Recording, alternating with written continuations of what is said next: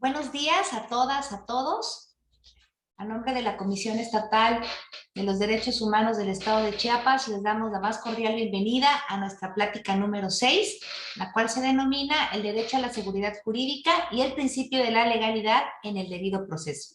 Quienes nos han acompañado en las pláticas anteriores saben que hemos iniciado abordando el debido proceso desde el enfoque de derechos humanos y en esta ocasión nos acompaña el doctor Eliseo Muñoz Mena, director de Asuntos Indígenas en Reclusión, adscrito a la Cuarta Visitaduría General de la Comisión Nacional de Derechos Humanos. Bienvenido, doctor, es un gusto tenerle con todas y todos nosotros esta mañana.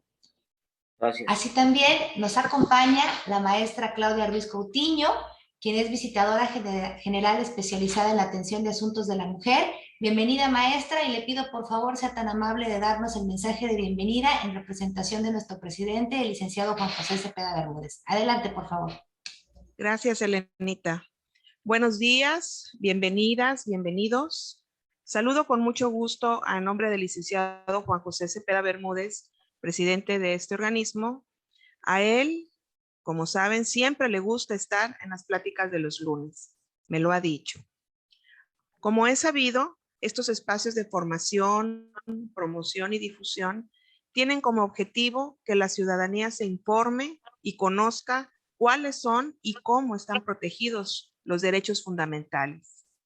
Semana a semana, aquí los asuntos materia de este organismo defensor de los derechos humanos son estudiados y establecemos un diálogo con autoridades e instituciones de los 3 órdenes de gobierno obligadas a protegerlos y a respetarlos. Para abordar el derecho humano a la seguridad jurídica, tenemos hoy la distinguida presencia del doctor Eliseo Muñoz Mena, director del Programa de Asuntos Indígenas en Reclusión de la Cuarta Visitaduría de la Comisión Nacional de los Derechos Humanos. Le pido, doctor, que sea tan amable de ser portador de un afectuoso saludo de esta comisión a la maestra Rosario Piedra Ibarra, presidenta de la CNDH, amiga de esta comisión y amiga de los chiapanecos. Así también a nuestra paisana, la doctora Arely López Pérez, directora general de la Cuarta Visitaduría General. Antes de que el doctor Muñoz Mena nos haga su presentación, quisiera comentar brevemente que el derecho humano a la seguridad jurídica se refiere a que las autoridades solo pueden actuar de una forma determinada y siempre apegadas a la Constitución, leyes, códigos y reglamentos. Para entrar a la discusión en torno al derecho humano a la seguridad jurídica, es importante pensar que en el diario ejercicio del poder público existe el riesgo de que se den actos de autoridad supuestamente legales, pero que afectan de manera irreversible los intereses, bienes y propiedades de los gobernados, lo que podría provocar la destrucción de proyectos de vida personales, familiares y sociales. Partiendo de un Estado de Derecho con leyes y normas reconocidas y respetadas internacionalmente, con base en principios de valor y reconocimiento universales, el derecho humano a la seguridad jurídica se hace posible. Este derecho humano permite la certeza de que todo acto de los órganos del Estado se encuentre fundado y motivado por el derecho vigente. Su respeto o su inobservancia marcan la diferencia entre un Estado democrático de aquel que se distingue por ser autoritario. Cuando existe seguridad jurídica, existe desarrollo, y cuando hay desarrollo, vivimos en paz. El derecho a la legalidad también es el derecho de toda persona para que se le garantice el debido proceso ante tribunales o autoridades administrativas. Cuando las autoridades son omisas o sus actos son abusivos y sin fundamento legal, se margina el principio de legalidad. La libertad, el respeto al derecho de terceros y la intimidad personal solo tienen vigencia si hay seguridad jurídica. De ahí la importancia, como dije antes, del tema que el doctor Eliseo Muñoz Mena aceptó venir a abordar en esta plática de los lunes. Y con ello contribuye al objetivo de hacer de los derechos humanos un estilo de vida. Feliz día y muchas gracias.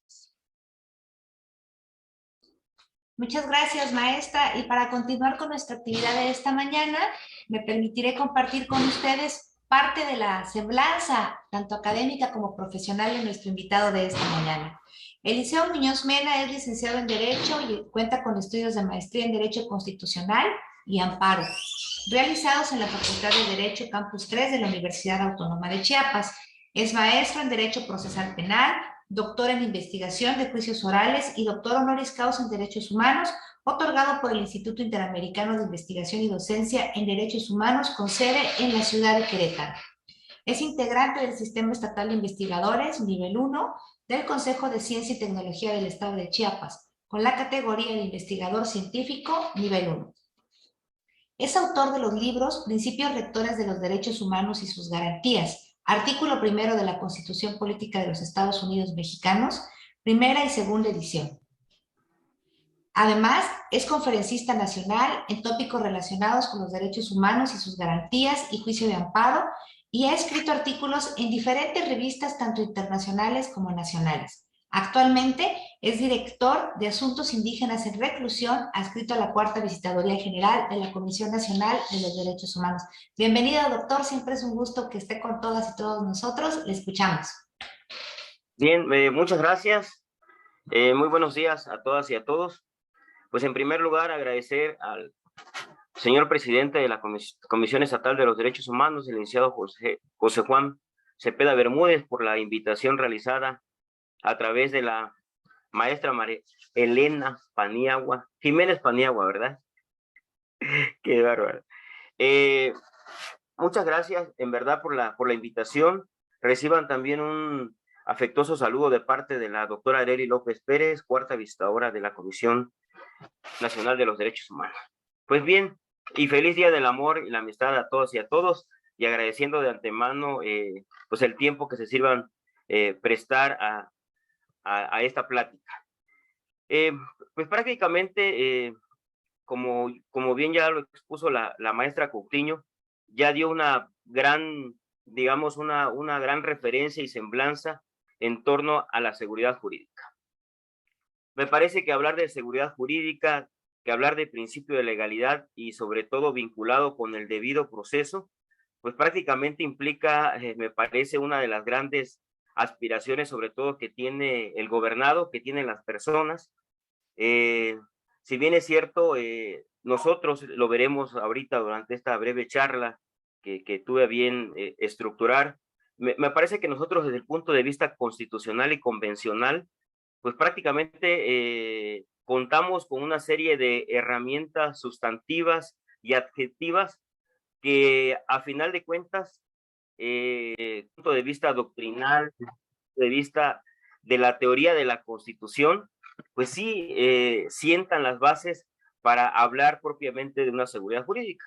Lo cierto es que a pesar de que existe toda esta todo este cúmulo de instrumentos jurídicos, nosotros en la práctica sabemos muchas veces que no se cumplen, ¿no? Sobre todo ustedes que se encuentran en un organismo protector de los derechos humanos a nivel local y nosotros, o su servidor ahorita que se encuentra pues desempeñando este encargo, pues también somos testigos, sobre todo en materia penal, pues prácticamente que el debido proceso pues no deja de ser algo todavía bastante teórico, bastante doctrinal y muy difícil de llevar a la práctica. Pues bien, hago este preámbulo nada más muy somero y ya empezaré a platicar con ustedes sobre el tema.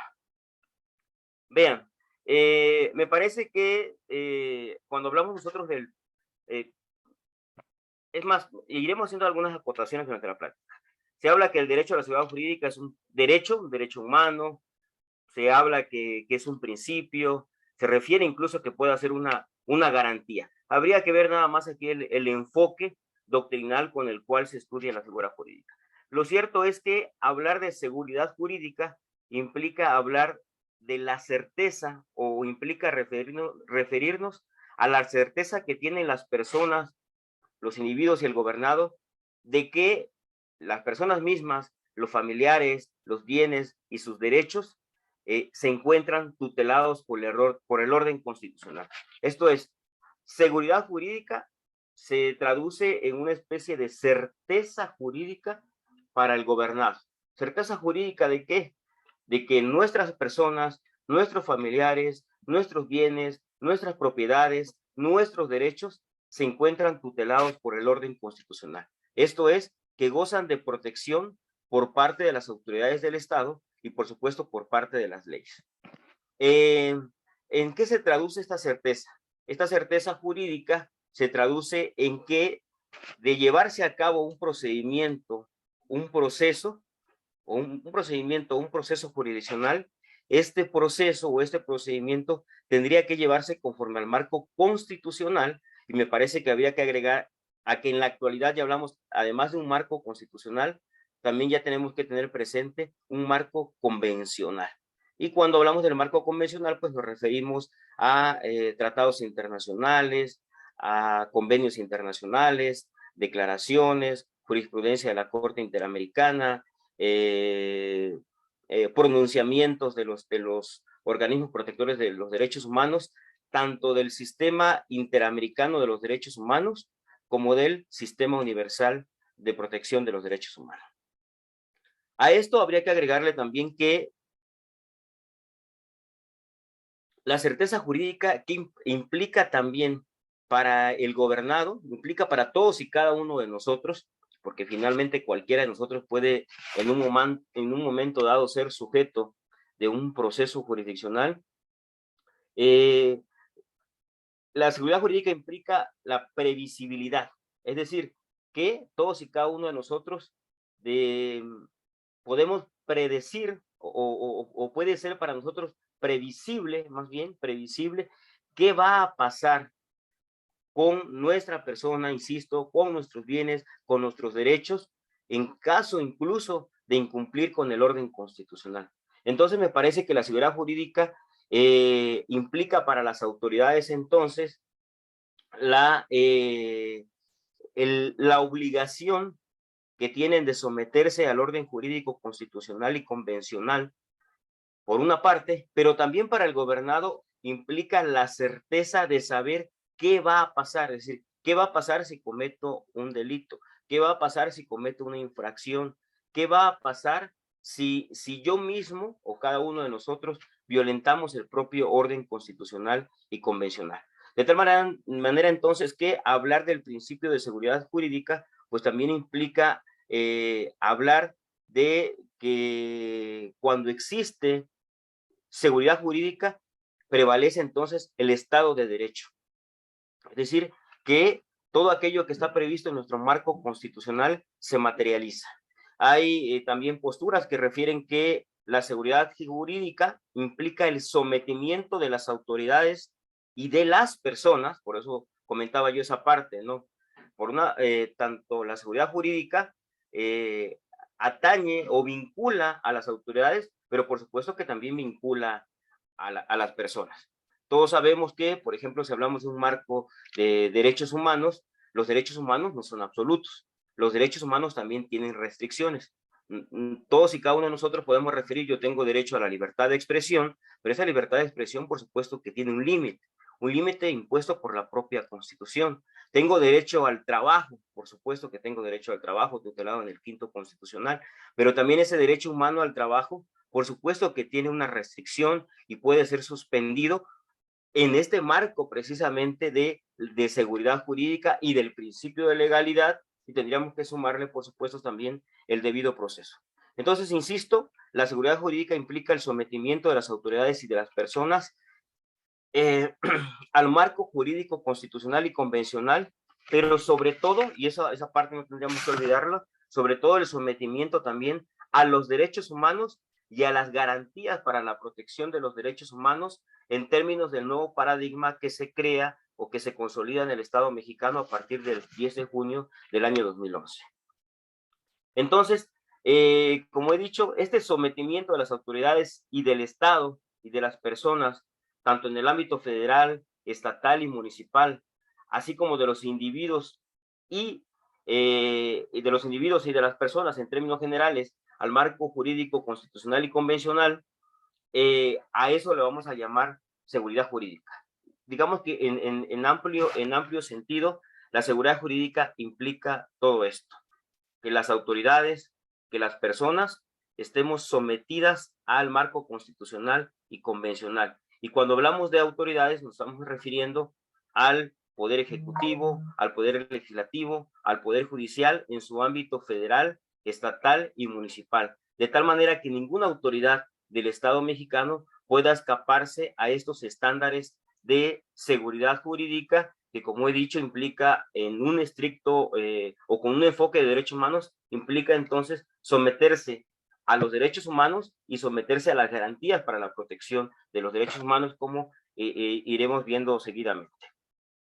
Ahora bien, también es importante en este sentido, a que la seguridad jurídica implica hablar del sometimiento de la autoridad al marco constitucional y convencional. Esto se traduce también en que en México, por supuesto, debe de prevalecer el principio de división de poderes y el respeto a los derechos fundamentales. Si nosotros apreciamos nuestro texto constitucional, vemos nosotros una parte dogmática que consagra derechos humanos y garantías, que constituye el contrapeso de la otra parte de nuestro texto constitucional, que es el que se refiere a la estructura orgánica del Estado mexicano, es decir, a cómo operan las autoridades en el Estado mexicano a través de un poder ejecutivo, legislativo, judicial y en sus ámbitos o en sus niveles de gobierno federal, estatal y municipal.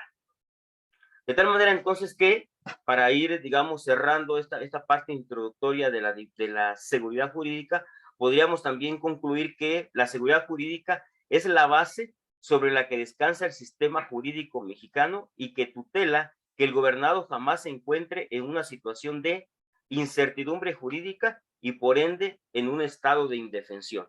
De tal manera que la seguridad jurídica le da a las personas certidumbre o certeza jurídica y que no se ubique en un momento dado a las personas en un estado de indefensión ante la propia actuación de las autoridades del Estado mexicano.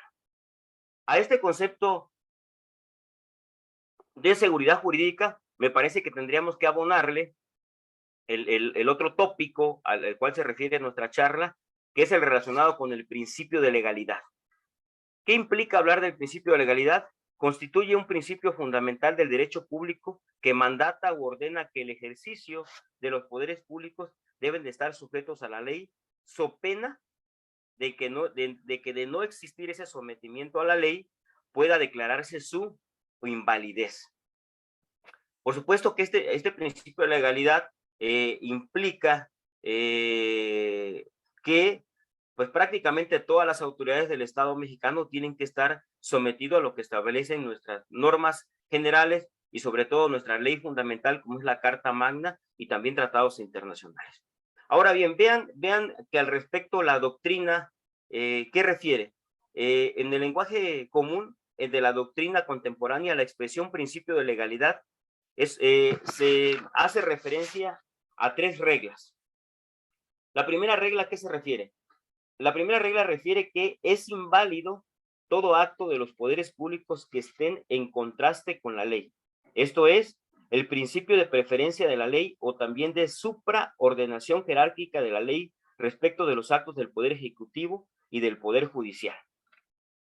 Una segunda regla se traduce en que el principio de legalidad implica que es inválida todo acto de los poderes públicos que no estén expresamente autorizados por la ley. Vean cómo el primer punto se refiere a la invalidez de los actos de autoridad que contrasten o que contrarien a lo que dice la ley. Por su parte, esta segunda regla se refiere a la invalidez de los actos de los poderes públicos que no estén expresamente autorizados por la ley. De tal manera que una autoridad, como todos sabemos, no puede hacer o no puede realizar o no puede llevar a cabo un acto o una omisión que expresamente le esté previsto en una norma de carácter general.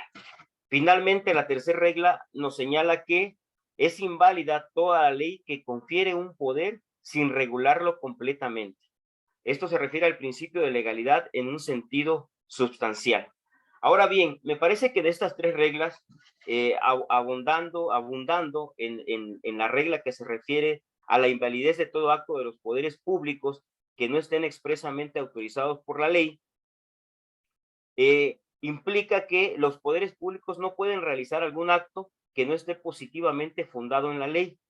Mientras, si hacemos una especie de contraste o de comparativo entre lo que sí puede realizar la autoridad y lo que pueden realizar los particulares o lo que puede realizar el gobernado, recordemos entonces que en lo que hace a los poderes públicos, como hemos mencionado, no pueden realizar algún acto que no esté positivamente, es decir, que no esté estrictamente previsto en la legislación, mientras que para la conducta de los particulares vale el principio general de libertad, es decir, la norma general exclusiva, es decir, que todo lo que no está expresamente prohibido por la ley le está permitido. De tal manera entonces que el principio de legalidad constituye un principio fundamental del derecho público que mandata o ordena que el ejercicio de los poderes públicos estén sujetos a la ley, como hemos dicho, so pena de ser declarada su invalidez. Por lo tanto, prácticamente implica que toda conducta de la autoridad, como hemos mencionado, tiene que estar previsto tanto en una norma sustantiva como en una norma adjetiva. Vean entonces cómo tanto la seguridad jurídica como principio que consolida entonces esta certeza jurídica para el gobernado e impone obligaciones para la autoridad, de cierta manera se vincula su materialización con el principio de legalidad, que podríamos decir que es un principio un tanto más específico que consolida la seguridad jurídica en el sentido de establecer un sometimiento de las autoridades de forma específica a la ley. Y se refiere de un sometimiento tanto a las normas sustantivas como a las normas adjetivas. Ahora bien, me parece que si estos dos principios, tanto el de seguridad jurídica como el principio de legalidad, lo armonizamos con el debido proceso, y el hecho de hablar de debido proceso implica hablar de todas aquellas reglas, sobre todo de carácter procesal, a la que deberá estar sujeto todo proceso o procedimiento jurisdiccional. Entonces, podríamos decir que si vamos aterrizando, vamos, digamos, transitando de lo general a lo particular, en el sentido de que la seguridad jurídica, pues prácticamente, como lo hemos dicho, es el principio sobre el que descansa todo nuestro sistema jurídico e implica el sometimiento del orden constitucional y convencional prácticamente de todos los poderes del Estado. Cuando hablamos del principio de legalidad, estamos hablando de cuestiones relacionadas con competencia, con cuestiones procedimentales. Por eso me refiero a que hablar del principio de legalidad implica hablar del sometimiento de las autoridades a normas sustantivas como a normas adjetivas.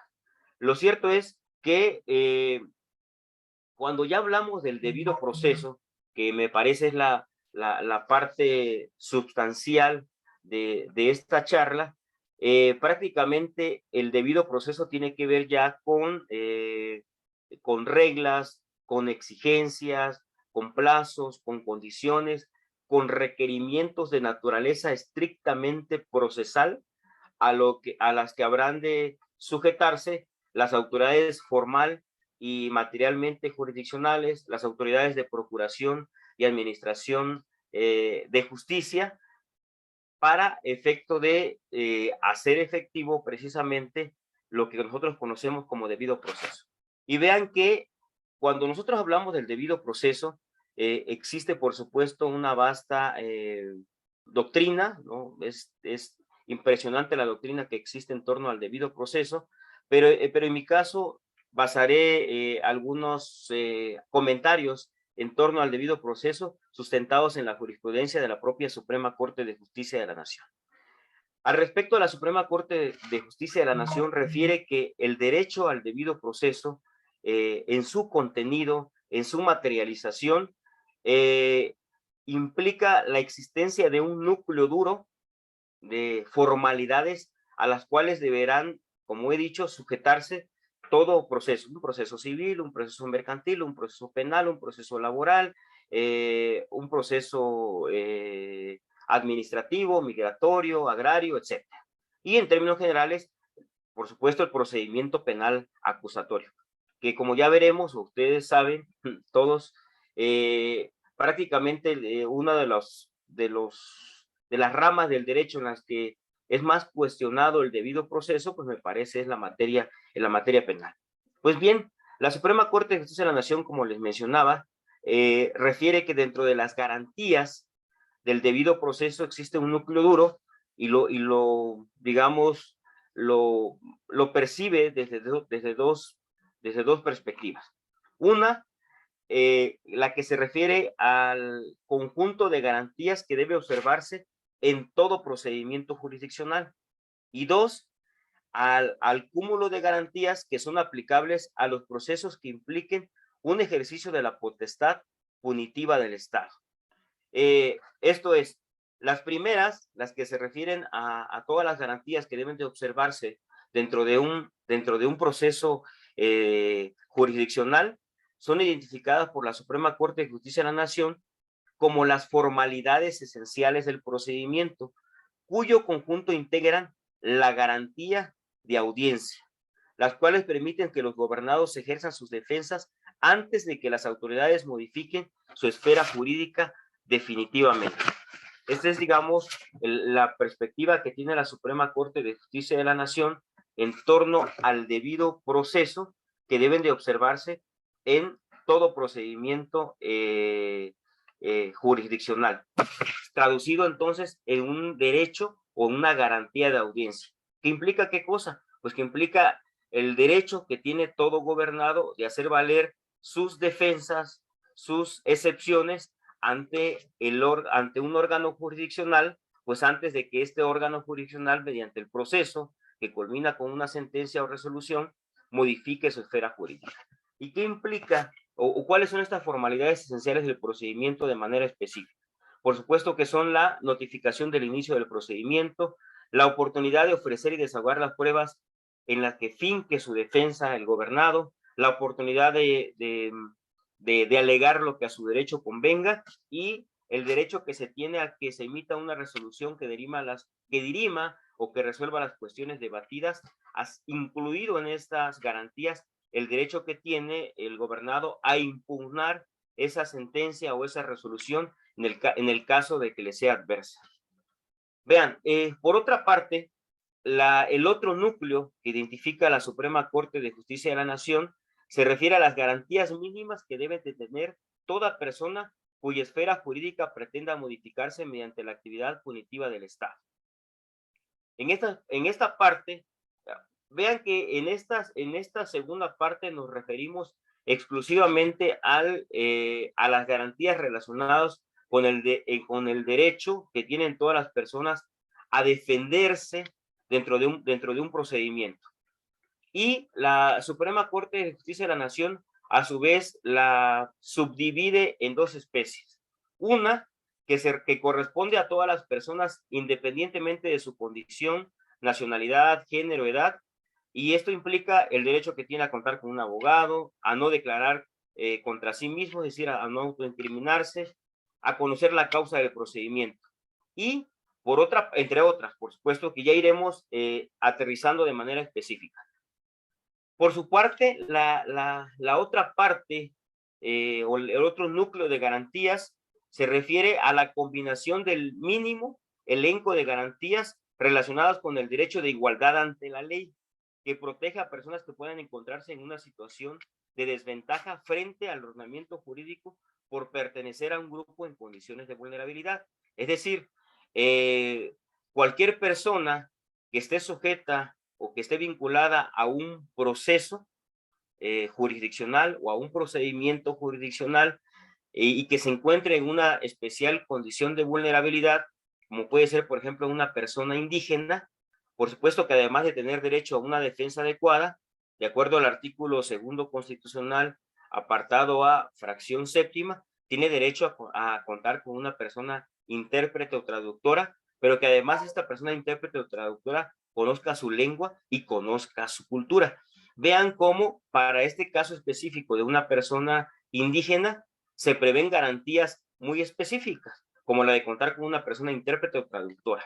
Por otra parte, si hablamos, por ejemplo, también de una persona extranjera sujeta a un procedimiento jurisdiccional, vean que esta persona extranjera tendrá derecho a contar, por ejemplo, con asistencia consular, incluso también con un intérprete. Entonces, aquí se abona a estas condiciones específicas dentro de un procedimiento jurisdiccional que implican entonces pues este cúmulo de garantías que habrán de materializarse dentro del ámbito jurisdiccional, pues precisamente para hacer efectiva esa seguridad jurídica o esa certeza jurídica con la que debe de contar todo gobernado que se encuentre involucrado en un proceso o en un procedimiento jurisdiccional. De tal manera entonces que podríamos ir aterrizando una concepción del debido proceso vista como el conjunto de formalidades esenciales del procedimiento que deben observarse en cualquier procedimiento legal para asegurar o defender los derechos humanos de toda persona. También podríamos decir que con un enfoque más específico de derechos humanos, podríamos decir o afirmar que el debido proceso constituye un conjunto de garantías previstas en la Constitución y en los tratados internacionales para salvaguardar los derechos humanos de toda persona que forme parte de un proceso o procedimiento jurisdiccional. Y vean, a este respecto de asegurar o de afirmar que el debido proceso consiste o se traduce en ese conjunto de garantías o formalidades esenciales del procedimiento que debe prevalecer en todo proceso jurisdiccional para la salvaguarda de sus derechos humanos, me parece que valdría la pena voltear a mirar a la reciente reforma constitucional en materia de derechos humanos y garantías, dentro de la cual, en esta reforma constitucional, si ustedes recordarán, se puntualizaron dos conceptos que en algún momento podríamos decir que tenían una concepción única.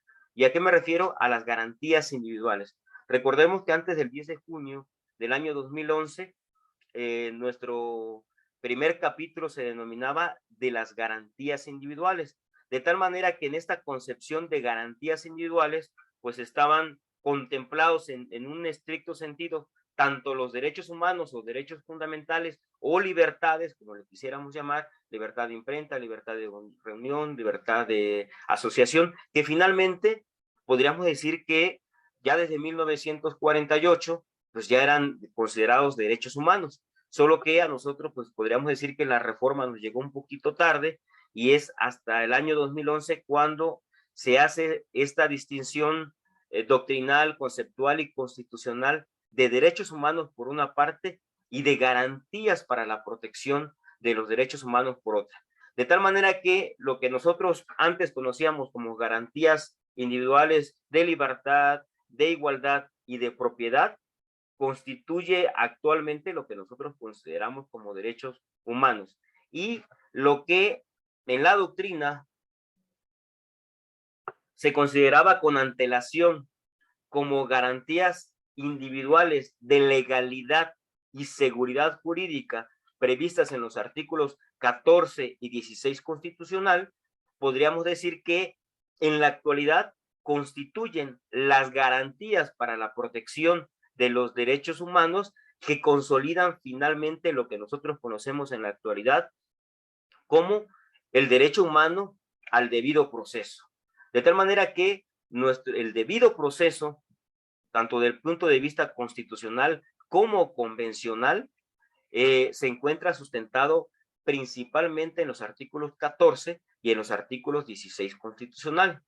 Lo cierto es que también la doctrina y la jurisprudencia en su actualidad ha considerado que el conjunto de garantías para la protección de los derechos humanos se encuentra previsto no solo en los artículos 14 y 16. Podríamos abonarle al artículo 14 y 16 constitucional las disposiciones previstas en el artículo 17 constitucional, que a grosso modo se refiere a la garantía de acceso a la justicia o tutela judicial efectiva, que en términos muy comunes, recordemos que la garantía de acceso a la justicia o tutela judicial efectiva, pues implica el derecho que tiene toda persona para reclamar o hacer valer sus derechos ante las autoridades de procuración y de administración de justicia. ¿Mediante qué? Pues mediante un proceso. Finalmente vean cómo prácticamente toda nuestra esfera de derechos humanos, de libertades, de propiedades, nuestra propia integridad personal, nuestra propia persona, pues prácticamente podríamos decir que se encuentra en algún momento dado vinculado a un proceso, ¿no? De tal manera que, pues esa es la importancia de hablar de estos temas, porque finalmente a través de un proceso jurisdiccional en el que se respeten las formalidades esenciales del procedimiento, pues se materializa esa garantía de seguridad jurídica y nos da a todos y cada uno de nosotros la certeza de que la autoridad actuó conforme al marco constitucional y al marco convencional, ¿no? Que traducido en el principio de legalidad implica, o armonizado con el principio de legalidad implica entonces, como he dicho, ese sometimiento de las autoridades a las leyes sustantivas y a las leyes adjetivas o procesales o procedimentales. De tal manera que podemos hablar de que pues, la seguridad jurídica, el principio de legalidad y el debido proceso pues constituyen una serie de principios o de máximas, decía yo, derechos humanos o garantías que en su totalidad, que en su integralidad, pues por supuesto que están armonizadas unas con otras, pero pues constituyen entonces, como hemos dicho, pues esas bases jurídicas sobre las que debe descansar nuestro sistema jurídico mexicano, ¿no? Que si ustedes advierten, o al menos hasta ahorita como hemos ido platicando, pues me parece que el diseño constitucional e incluso convencional que gira en torno a estos principios de seguridad, de legalidad jurídica y del debido proceso, me parece que existe una pues infraestructura jurídica extraordinaria. La bronca, como hemos dicho, pues es llevarlo a la práctica. Pero bueno, sigamos al menos estudiando desde el punto de vista doctrinal, ¿no? Decíamos entonces que hablar del debido proceso, pues es hablar de formalidades esenciales del procedimiento, traducido en una serie de garantías para la protección de los derechos humanos previstos principalmente en los artículos 14, 16, 17 y artículo 20, apartado B y C. Mencionamos al artículo 17 constitucional porque me parece que engloba a la garantía de acceso o tutela judicial efectiva, pues que implica el derecho que toda persona tiene de tocarle las puertas al Ministerio Público, de tocarle las puertas a un juez civil, a un juez mercantil, a un juez laboral, pues para que se resuelva una petición relacionada finalmente con algún derecho humano o con algún derecho, para que ésta se ventile a través de un proceso jurisdiccional y sea el órgano jurisdiccional quien a través de una sentencia o resolución pues dirima una posible controversia o dirima una controversia. Vean, en cuanto entonces a hablar de que el debido proceso implica hacer válido estas garantías para la protección de los derechos humanos en términos de la reforma del 10 de junio del año 2011, me voy a permitir, antes de que pasemos a la parte relacionada con, digamos, los elementos torales del debido proceso en términos del artículo 14, 16, 17 y 20, apartado B y C, me voy a permitir compartirles una definición del concepto de garantías, no del concepto de garantías individuales, no del concepto de derechos humanos, sino del concepto de garantías para la protección de los derechos humanos en términos de la reforma del 10 de junio del año 2011. Es una definición, de hecho, propia, que yo la he sustentado en algunos de mis libros, y que se refiere a que las garantías son los medios o instrumentos jurídicos para la protección de los derechos humanos materializados a través de requisitos exigencias, restricciones y obligaciones previstas en la Constitución y en los tratados internacionales de los que el Estado mexicano es parte, y que la autoridad del Estado mexicano y que la autoridad debe de cumplir estrictamente para justificar o acreditar la constitucionalidad y o convencionalidad de sus actos u omisiones que transgredan la esfera de los derechos humanos de las personas, previstas principalmente, como lo hemos manifestado, en los artículos 14, 16, 17 y artículos 20, apartado B y C. De tal manera entonces que pues estas garantías, traducido, como he dicho, en estas condiciones, requisitos que deben de cumplir las autoridades, pues no son más que pues esas exigencias mínimas a las que habrá de sujetarse la autoridad en el marco de un debido proceso. Y en ese sentido, habría que acotar aquí dos conceptos.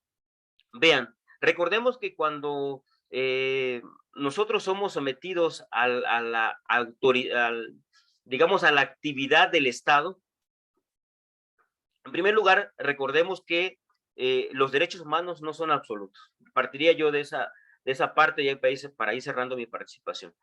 Recordemos que los derechos humanos no son absolutos. Yo mencionaba, o no lo menciono yo, lo dice la Constitución. Tengo derecho a la libertad de expresión, artículo 6º constitucional, por ejemplo. Tengo derecho a ejercer mi derecho de petición en términos del artículo 4. Tengo derecho a ejercer el derecho de reunión y de asociación. Y así sucesivamente, todos y cada uno de nosotros sabemos que en la parte dogmática se consagra un catálogo de derechos humanos. Lo cierto es que ese catálogo de derechos humanos que el propio texto constitucional nos reconoce a todos y cada uno de nosotros como personas no es absoluto. Cada derecho humano tiene restricciones específicas previstas en nuestro texto constitucional, ¿no? Tengo derecho al trabajo siempre y cuando la actividad que yo realice sea lícita, que no agravie derechos de tercero y que no ofenda a la sociedad, por ejemplo.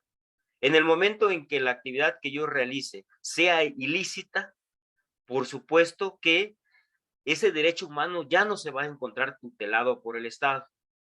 En el momento en que en ejercicio de la libertad de expresión, por ejemplo, ponga yo en riesgo la seguridad de la nación, o ataque yo derechos de tercero, o ofenda yo a terceros, por supuesto que esa libertad de expresión ya no puede ser tutelada por el Estado. Y así sucesivamente. Si voy a mencionar un ejemplo más. Si hablo del derecho de reunión o de asociación, por supuesto que si hablo de una asociación, por ejemplo, de una asociación delictuosa, pues tampoco ese derecho como tal puede ser tutelado por el Estado. Pero aquí viene algo muy importante.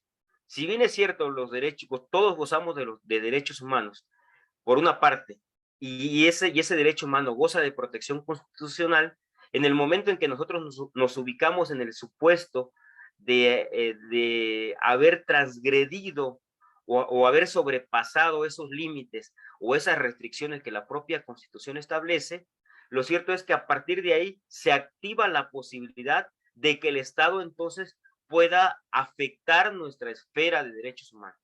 ¿Cómo?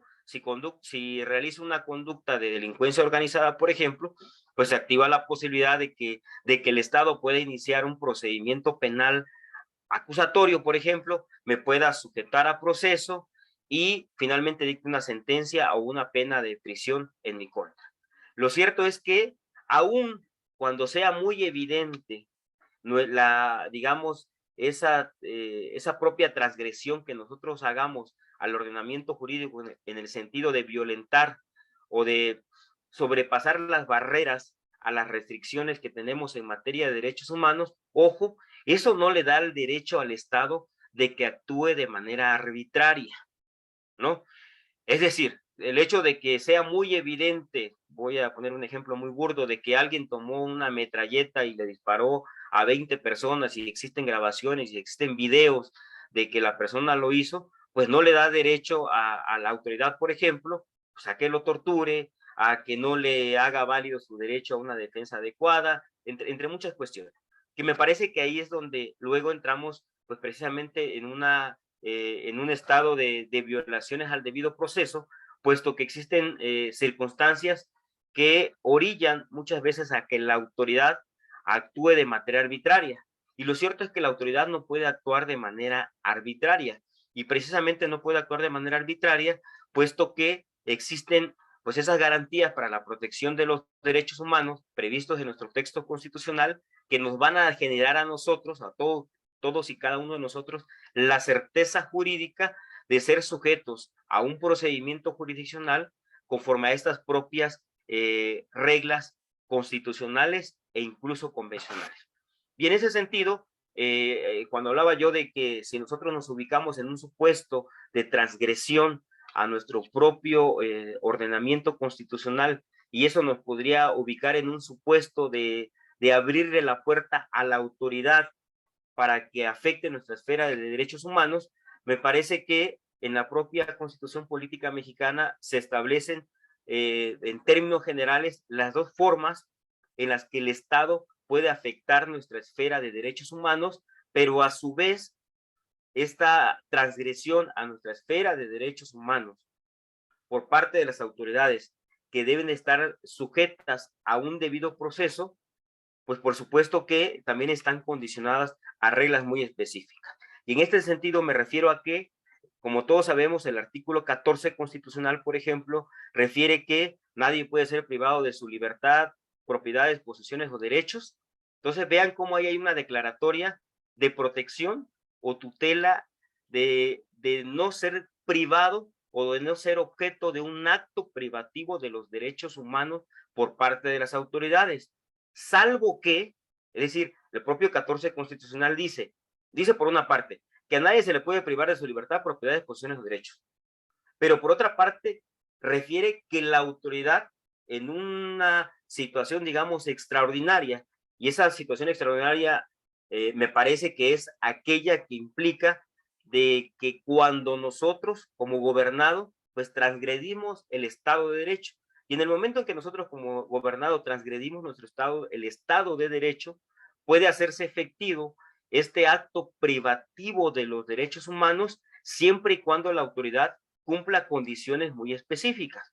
¿Y cuáles son estas condiciones muy específicas? Pues precisamente son estas garantías para la protección de los derechos humanos que en tratándose de actos privativos de derechos humanos prevé el artículo 14 constitucional. ¿Que son cuáles? Que exista previamente un juicio seguido ante tribunales previamente establecidos.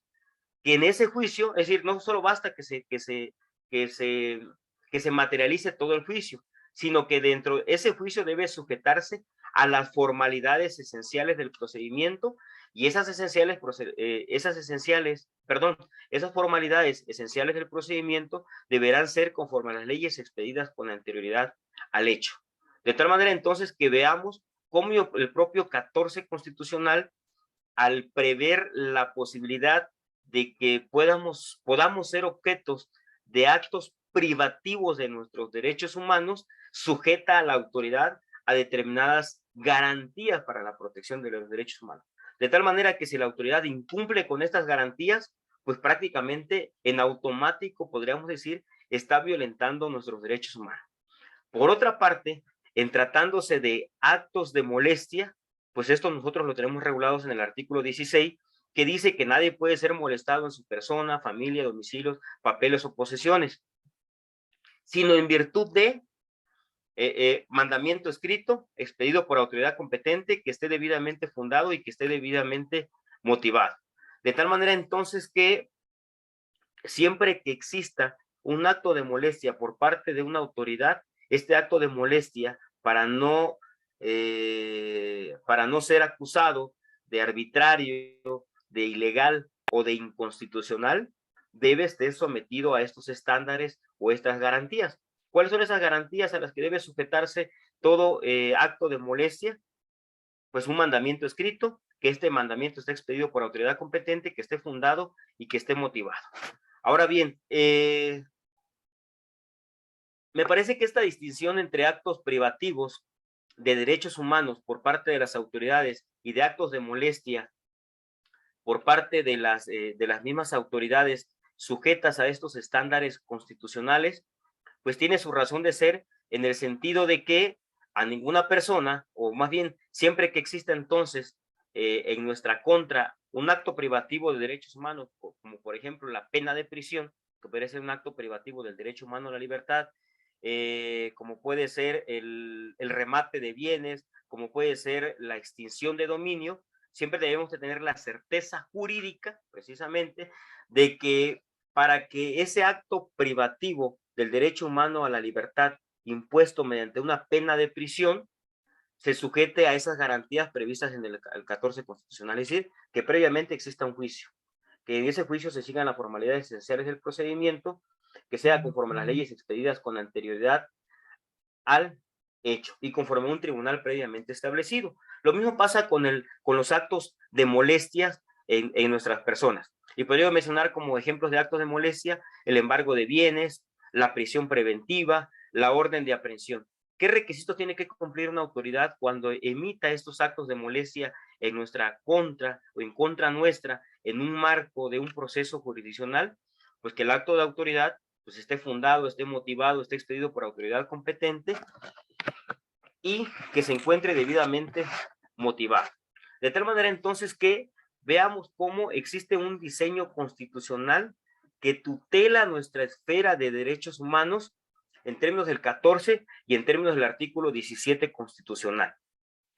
Ahora bien, aunado a estas disposiciones del artículo 14 y 16 constitucional, que podríamos decir que son las bases torales o fundamentales del debido proceso en nuestro país, me parece que valdría la pena sumarle, como ya lo he dicho, las garantías previstas en el artículo 17 constitucional, que se refiere a la garantía de acceso a la justicia o tutela judicial efectiva, que finalmente entonces le garantiza a toda persona que en el momento en que su derecho humano que alguno de sus derechos humanos se encuentre en riesgo, pues pueda tocar las puertas, como he dicho, de los órganos jurisdiccionales o de los órganos de procuración y administración de justicia. Y ya finalmente, para cerrar, por cuestiones de tiempo, aquí tengo mi cronómetro, me parece que no debemos olvidarnos también de que, decía yo, o ustedes ya todos sabemos, que en el marco del debido proceso en México, eh, precisamente de las garantías que mayormente son cuestionadas son aquellas que deben de cumplirse dentro del marco de un procedimiento penal acusatorio. Y en ese sentido, recordemos que precisamente a partir de la reforma del 8 de junio del 2008, al establecerse el sistema penal acusatorio, pues también se establecieron reglas muy específicas o garantías muy específicas que deben de cumplirse en el proceso penal. Y las mencionaré muy brevemente. Recordemos en este sentido que dentro de estas garantías previstas en el artículo 20 constitucional, en el apartado B se señalan garantías muy específicas para toda persona imputada o sujeta a un procedimiento penal. Y en el apartado C del artículo 20 constitucional, pues también se señalan garantías muy específicas dentro del marco del debido proceso penal a la que habrán de sujetarse todas las autoridades cuando se trate de víctimas. Y recordemos en ese sentido que resultan, por supuesto, fundamentales en lo que hace las garantías de toda persona imputada, la presunción de inocencia, el derecho a declarar, a guardar silencio, el derecho a ser informados de los motivos de la detención y los derechos de toda persona detenida, el derecho a que se reciban pruebas para su defensa, a ser juzgado en audiencia pública por jueces o tribunales, a que se le faciliten los datos que obren en el expediente para su defensa, a ser juzgado en un plazo razonable, ¿no? Y vean que aquí la Constitución dice que una persona debe ser juzgada antes de 4 meses en delitos cuya pena no exceda de 2 años y antes de 1 año si la pena excede de 2 años.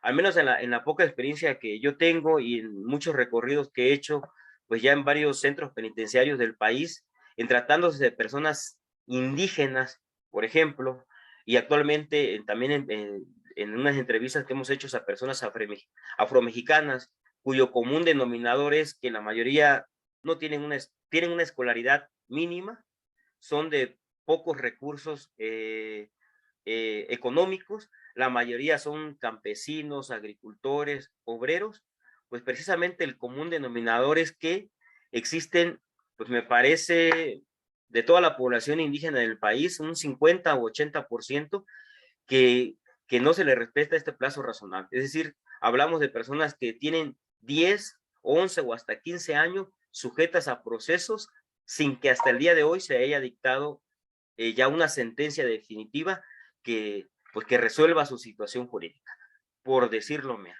¿no? Aquí tendríamos que sumar también el derecho que tienen a una defensa adecuada.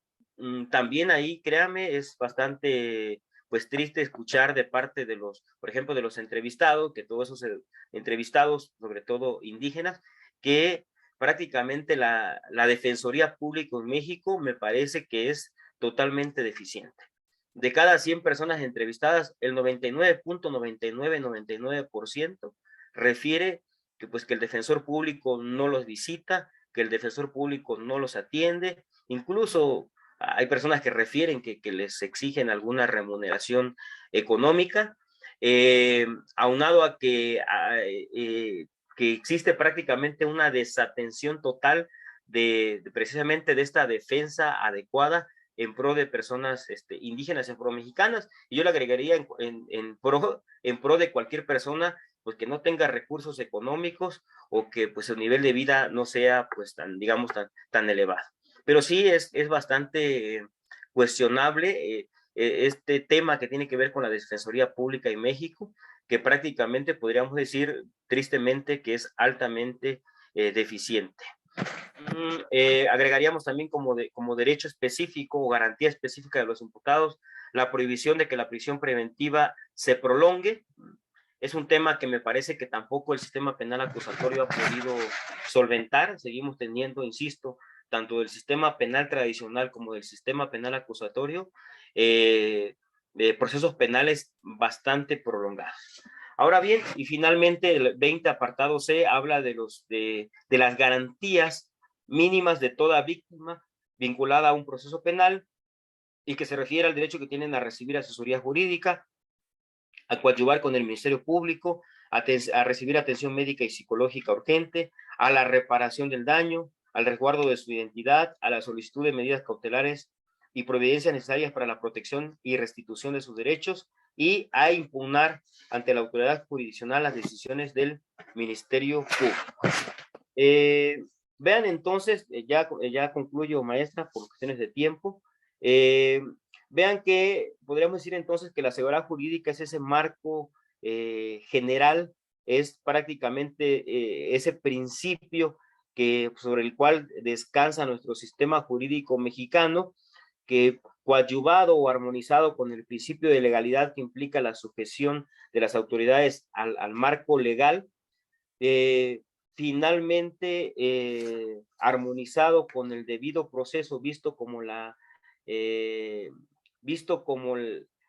materialización de las garantías para la protección de los derechos humanos de todas las personas sujetas a un procedimiento penal, pues deberían, porque me parece que ese es el imaginario, es la utopía jurídica a la cual todos me parece invocamos en algún momento de nuestras vidas, pero me parece que en México, no quiero ser fatalista, o al menos es mi punto de vista muy particular, me parece que estamos muy lejos de que se materialice.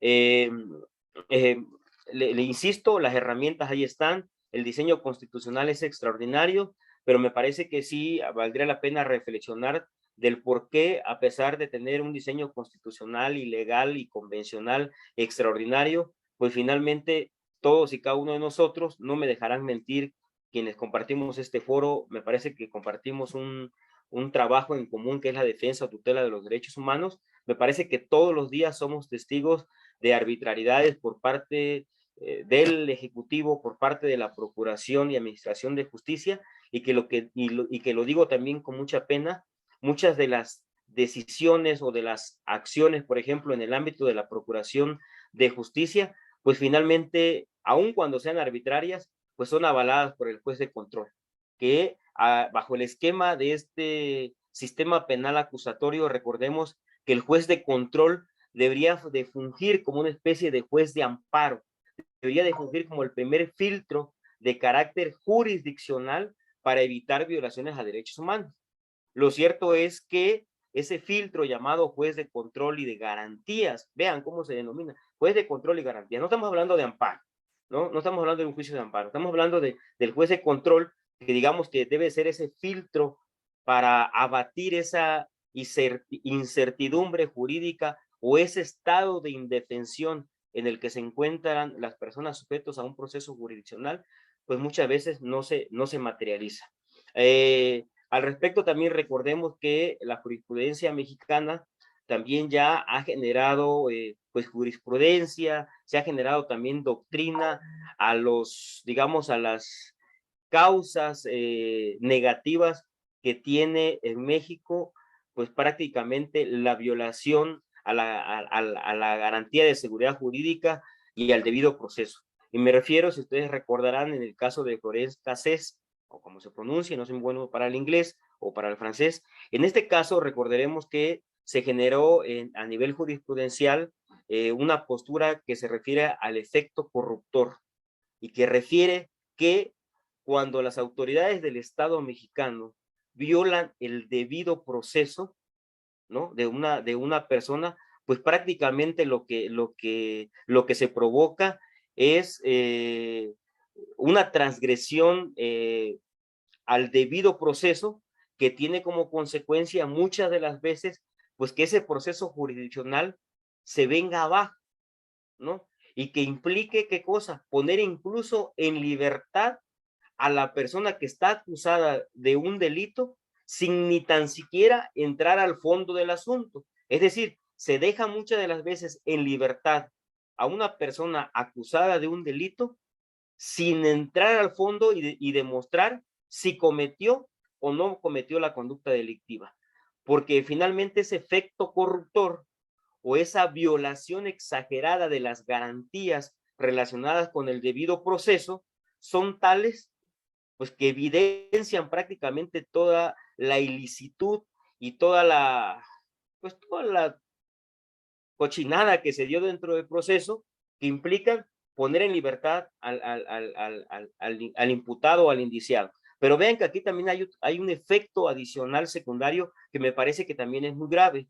En los casos en los que por ese efecto corruptor, es decir, en los casos en los que por la violación a las garantías del debido proceso se deja en libertad a un imputado, a un indiciado, recordemos que también sigue habiendo una víctima indirecta, que es propiamente la víctima del delito, que prácticamente esa garantía de acceso a la justicia o de tutela judicial efectiva se ve prácticamente nulificada, porque ante ese efecto corruptor ni tan siquiera tuvo el derecho de saber si esa persona sujeto a proceso, dejada en libertad por violaciones de sus garantías procesales, cometió o no cometió la conducta delictiva. Y vean cómo hay una doble transgresión y violación a los derechos humanos. De primera mano, una violación a las garantías del debido proceso de la persona sujeta al proceso penal. En primera, ¿no? Y en segunda, pues ese efecto secundario o transversal de que la víctima o la víctima real de la comisión del hecho delictivo, pues se queda de brazos cruzados, ¿no? Y jamás y nunca se le va a administrar o procurar justicia. Pues sería todo de mi parte. Yo les agradezco mucho su atención. Muchas gracias, doctor Eliseo, por esta plática y le cedo el micrófono a la maestra Claudia Ruiz, para hacer algunos comentarios antes de compartirle a nuestro invitado las preguntas que hay en el chat, y si alguien más quisiera hacer alguna, les pido por favor que la coloquen en ese espacio. Muchas gracias, Elenita. Pues, maestro, muchísimas gracias por su exposición. Sin duda, lo que usted tan claramente nos expuso el día de hoy respecto al derecho a la seguridad jurídica, a la legalidad y al debido proceso, es una herramienta que a nosotros nos sirve mucho para mantener claros y frescos estos conocimientos para la debida atención de nuestros asuntos en la comisión y de las personas que nos acompañan y que también se desempeñan en el servicio público. Sin duda, este tipo de plática, esta charla que usted nos da, nos deja claramente el por qué, el cómo y cuándo cuidar, observar y garantizar estos derechos. Muchísimas gracias, maestro, y pues estamos a la orden. Esperemos que en próxima ocasión volvamos a vernos y a reunirnos con algún otro tema. Muchas gracias. Gracias, Elenita. Gracias, maestra. Y Gracias, si me lo maestra. permite, doctor, le compartiría las dos preguntas que están en el chat para que nos haga el favor de responderlas. La primera dice, en el caso de las manifestaciones, principalmente donde participan mujeres, ¿qué límites pueden haber al derecho de la libertad de expresión y protesta? Esa es la primera pregunta. Y la segunda dice, gran ponencia, profesor. Mi pregunta es, ¿cómo garantizar el cumplimiento del debido proceso y garantizar con ello la certidumbre jurídica cuando la autoridad responsable en la práctica dice no puedo ejecutar su actuar al no existir condiciones de seguridad o tratarse de lugares en cuya normatividad se rigen por usos y costumbres? Son las dos preguntas que hay, doctor. Escuchamos su respuesta. A ver. Bueno, gracias por las preguntas, pues son de antemano un tanto complejas, ¿no? Porque me parece que cuando hablamos de protestas y cuando esas protestas pues las realizan respetuosamente, digo, las mujeres, me parece que hay, digamos, hay voces encontradas en torno al tema. Me parece que todo aquello que tenga que ver con la libertad de expresión, la libre manifestación de las ideas, como lo he mencionado, pues la propia Constitución establece cuáles son los límites a los que habrá de sujetarse. Y obviamente esos límites pues implica pues no transgredir derechos de terceras personas. Sí, es un poco compleja la respuesta, pero voy a concentrarme en poder dar un punto de vista. Eh, lo cierto es que yo ahí abonaría un elemento adicional. Existen muchos que tal vez incluso no podría comprenderlo, sino hasta el tiempo en que yo vine aquí a la Comisión Nacional de los Derechos Humanos, y muchos de los que están aquí, en su mayoría, que trabajan en estos organismos protectores, pues muchas veces tenemos ya tal vez un enfoque más integral de la problemática. Y yo partiría, me iría yo un poquito más atrás. Me parece que existe ya a nivel social, miré yo ahí por un tema social, una especie de hartazgo, ¿no? De ciertos grupos o de ciertos sectores. Y yo me atrevería ahí a hablar de grupos indígenas, pues también la comunidad LGBTIQ y más, por ejemplo, las propias mujeres, ¿no? Que de manera histórica y de manera estructural podríamos decir que pues han sido sometidas o bajadas, me refiero a las mujeres, violentadas en sus derechos humanos, de tal manera que llega el momento en que ante pues tantos feminicidios, ante tantas muertes, ante tantas violaciones de los derechos humanos, pues me parece que se ha generado ya una especie de inconformidad colectiva, insisto, una especie de hartazgo de que ya están hasta el copete de tanta violación a sus derechos humanos, de tal manera que me parece que de cierta manera, por eso muchas de las veces las protestas, me parece que por ahí va el tema, pues se tornan un poco agresivas, si le queremos llamar así, ¿no? Un poco posiblemente vistas desde la perspectiva del derecho positivo, contrarias a nuestro propio sistema jurídico. Me parece que el límite, insisto, tiene que ser el respeto al derecho de terceras personas, el respeto al derecho de las propiedades, al libre tránsito. Pero me parece que también tendríamos que muchas veces ponernos en el zapato del otro o de la otra, y en este caso, si hablamos de las mujeres, ponernos en los zapatos de las mujeres en el porqué de ese hartazgo, ¿no? Aquí, por ejemplo, en México, ustedes recordarán, se tomaron los edificios de la Comisión Nacional de los Derechos Humanos, y en muchos de los comentarios decían, ¿no? Las mujeres, ¿no? A ver, ¿por qué la gente se queja de que manchamos un busto o una estatua o una pintura? ¿No? ¿Por qué se indigna de ello? ¿No? Y eso que es algo, un bien material. Pero ¿por qué no la gente se indigna de las mujeres que aparecen muertas, de las mujeres que desaparecen? Me parece que Tiene que haber límites, sí, pero también tiene que haber una especie de, de empatía hacia estos movimientos que me parece que son bastantes legítimos y que vuelvo a repetir, no son sino el reflejo, precisamente me atrevería a decir, de la antítesis de lo que estamos platicando ahorita. Es decir, existe un esquema doctrinal y jurisprudencial y constitucional y convencional de seguridad jurídica, de principio de legalidad y debido proceso, que se escucha de maravilla. Pero pregúntenle a las madres de personas desaparecidas, a las madres de mujeres desaparecidas, pregúntenle si ese debido proceso o si esa seguridad jurídica o si ese principio de legalidad ha sido o no efectivo. ¿Y qué hacer entonces ante ese estado de indefensión o ante ese estado de impotencia de esa inseguridad jurídica creada por el propio Estado? Me parece que sí habría, insisto, de que ser empático con esos movimientos, sí habría que tal vez considerar algunos aspectos que no son tan loables, pero me parece que en un consciente social, o al menos en la conciencia que se crea detrás de estos movimientos, pues muchas de las veces se podría justificar algunos actos que a la vista del derecho positivo o a la vista de un aparente Estado de derechos, son contrarios a derechos a estas acciones. Sería todo, créanme que es una respuesta bastante compleja, pero sí insisto, tal vez ponernos en el lugar del otro o de la otra pudiera muchas veces apaciguar tal vez este sentido que tenemos de una apariencia, de que quien muchas veces, no sé, toma una carretera, toma un edificio, realiza protestas, está actuando en contra del propio sistema jurídico. En cuanto a la otra pregunta, me parece que también es una pregunta bastante interesante y bastante compleja y daré una respuesta conforme también conforme a mi perspectiva.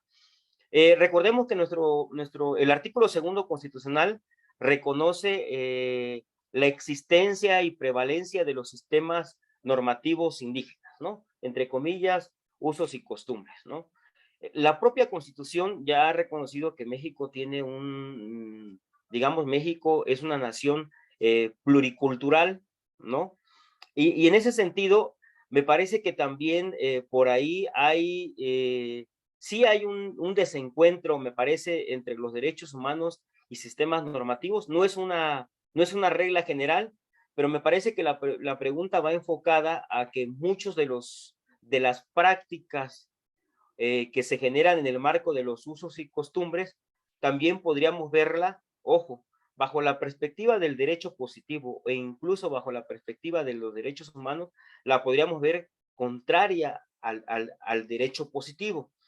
Lo cierto es que me parece que aquí lo que habría que hacer es tratar de armonizar o tratar de conciliar ambos sistemas normativos. Y me refiero al sistema jurídico mexicano a la par de los sistemas normativos indígenas, de tal manera que podamos ir encontrando la manera de llegar a un punto en común.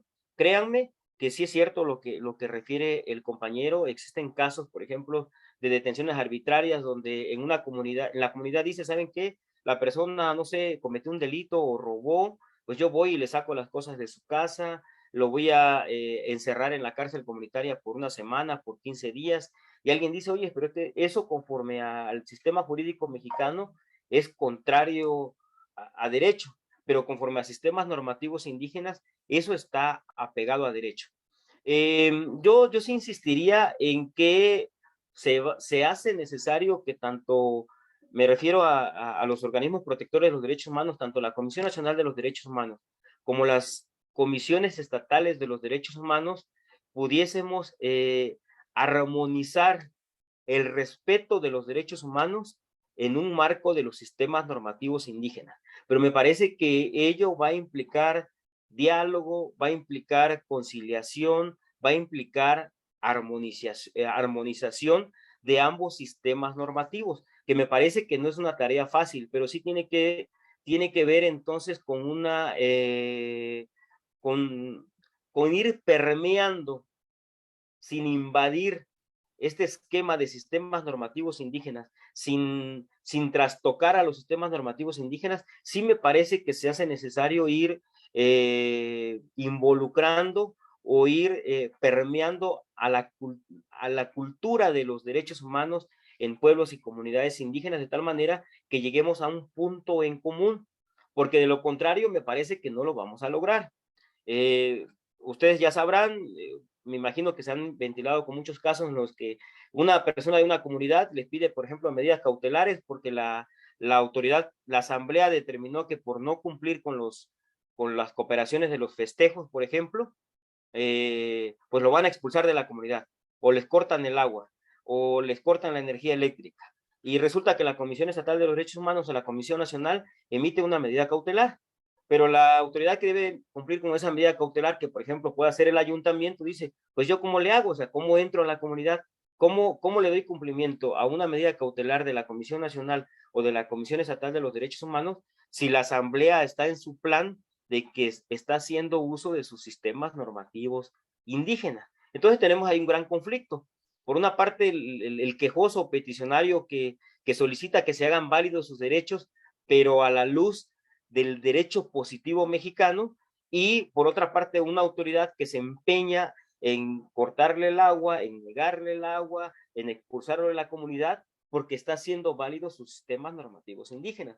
Me parece que lo que tenemos que hacer es ir conciliando, ir adentrándonos con las autoridades comunitarias, con las comunidades indígenas, para llegar a un punto en común, porque de lo contrario me parece que no vamos a lograr resolver los problemas.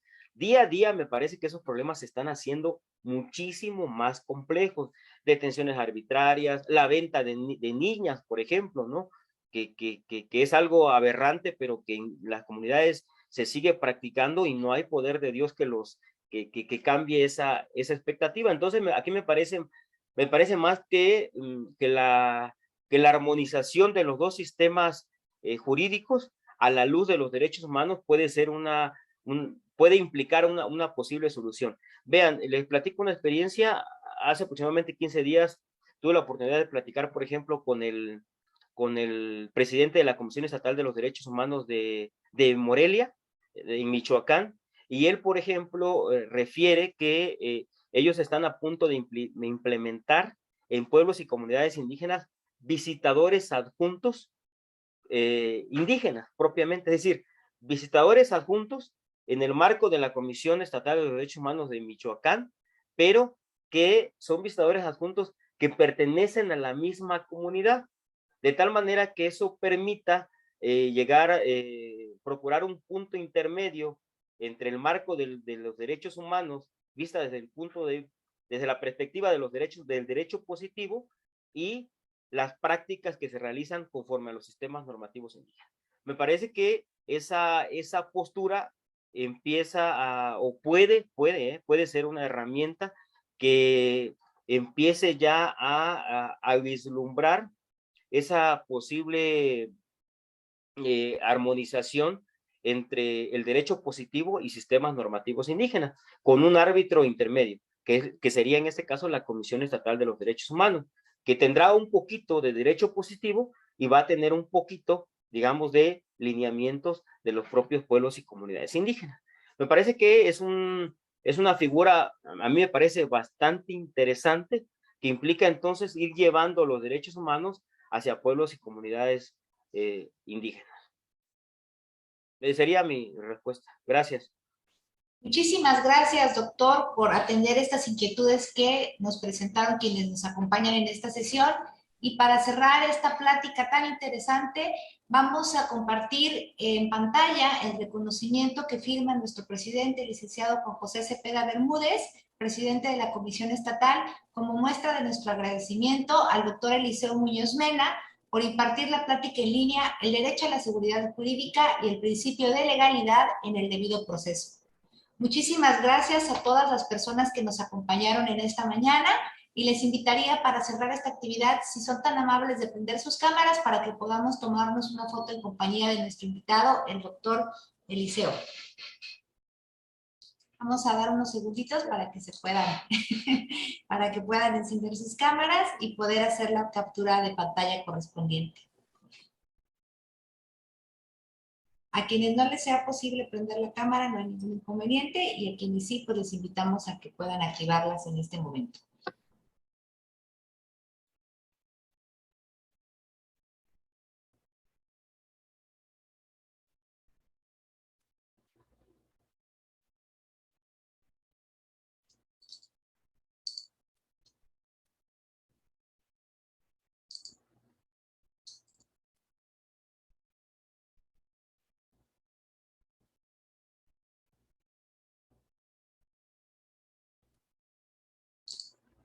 A la cuenta de 3 vamos a tomar la captura de pantalla. 1, 2, 3.